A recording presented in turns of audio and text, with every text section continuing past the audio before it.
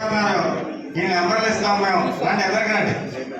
రేపటి నుంచి మీ పిల్లల యొక్క వెనకాల ఎవరైతే గార్డియన్స్ ఉన్నారో, తల్లిదండ్రులు లేకపోయినా సరే వాళ్ళకి సంబంధించిన ఎవరున్నారో వాళ్ళు రేపు ఎదరకొచ్చి వాళ్ళు ఎక్కడెక్కడ జాయిన్ చేయాలి, ఏం జాయిన్ చేయాలని రేపటి నుంచే జరుగుతుంది ఆ ప్రక్రియ. ఈ అందరూ కూడా వచ్చిన వాళ్ళందరూ కూడా మీరు ఉపయోగించుకోండి.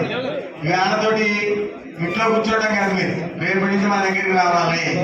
మా దగ్గరికి వచ్చి మీ నెంబర్లు ఇవ్వండి, మరి మీ నెంబర్లు తీసుకుని అందరికీ నెంబర్లు ఇవ్వండి. రేపటి నుంచి వీళ్ళు ఎవరెవరి స్కూల్ ఏదో టైం అయిపోయి స్కూల్ టైం వెంటనే ఈ ప్రక్రియ ప్రారంభం అవ్వాలి.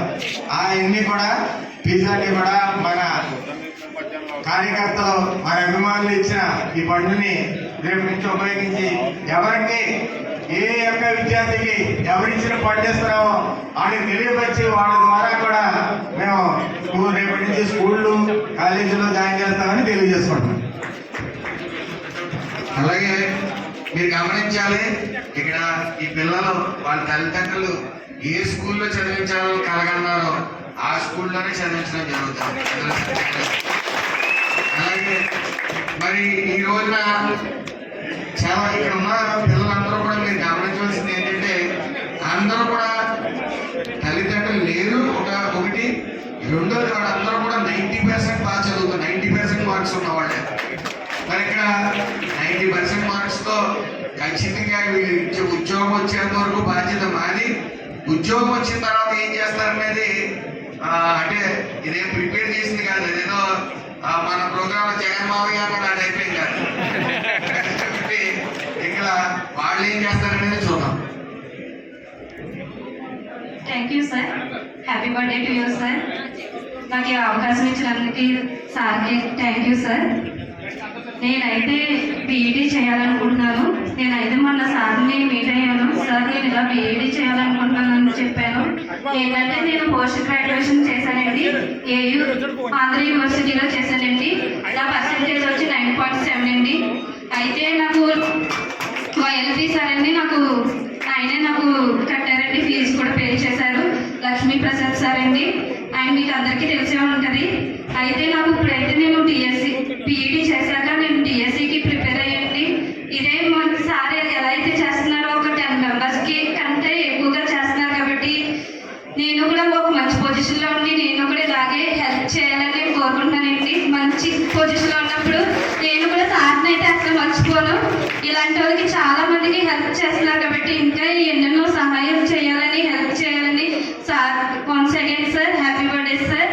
అలాగే నేను కూడా ఇప్పుడున్న ప్రతి ఒక్క చెల్లికి తమ్ముడికి కూడా నేను చెప్పేది ఏంటంటే, మనం ఎవరు చిన్న సహాయం చేసినా కూడా మనం ఎప్పటికీ మర్చిపోకూడదు.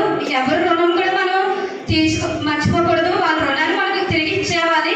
అది ఎలా అంటే, ఒక లేని వాళ్ళు ప్యూర్ పీపుల్ కానీ ఇప్పుడు చూడండి మనం ఎలా అయితే బాధపడుతున్నామో మనలాంటి వాళ్ళు చాలా మంది ఉంటారు. అదైతే సొసైటీ వాళ్ళకి తెలియదు కాబట్టి మనలాంటి వాళ్ళకి ఎంతో మంది ఉంటారు. అదే మనం తెలుసుకొని లేని వాళ్ళకి మనం ఒక 10 మెంబర్స్కైనా కాకపోయినా 1 మెంబర్కైనా హెల్ప్ చేసేలా ఎదగాలి. Thank you sir. మిమ్మల్ని చదివిస్తున్నానంటే మీరు మంచి పొజిషన్లో ఉంటే, ఇప్పుడు డబ్బులు ఇచ్చి మీ అంత ఆనందపడుతున్నాం.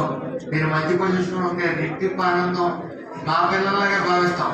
ఖచ్చితంగా మీరు మంచి మార్కులతో అయితే ముఖ్యంగా నేను ఒక అమ్మాయి 3 పాపలు తల్లి తండ్రి కూడా లేరు. వాళ్ళ అత్తయ్య అత్తయ్య చూసుకుంటుంది బాబు వచ్చారా? మేనత్త గారు చూసుకుంటున్నారని చెప్పారు కదా, ఆవిడ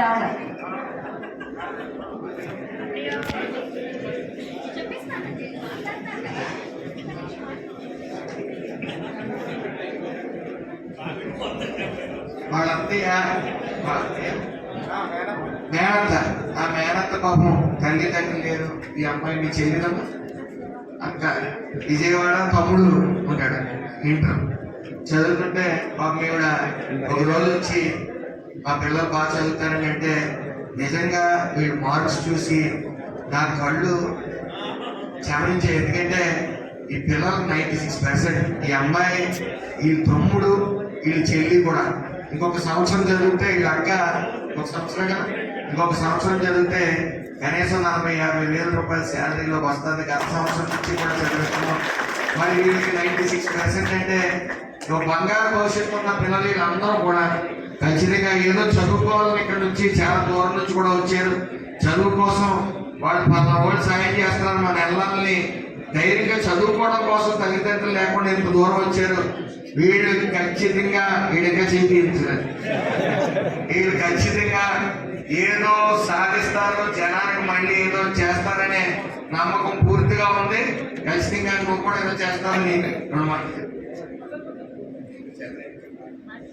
బీటెక్ చేసి ఇంజనీరింగ్ అవ్వాలన్న కోరిక. ఇంజనీరింగ్ మా రామచంద్ర స్వామిని డెవలప్ చేసి ఎంతో టెక్నాలజీ తెచ్చి ఇక్కడ ఎంతో మందికి ఉద్యోగం ఇవ్వాలని నేను అనుకుంటున్నాను. అలాగే మరొకసారి ఎందుకంటే ఈ పిల్లలు ఇక్కడ చదువుకోవాలన్న ఆకాంక్ష వచ్చి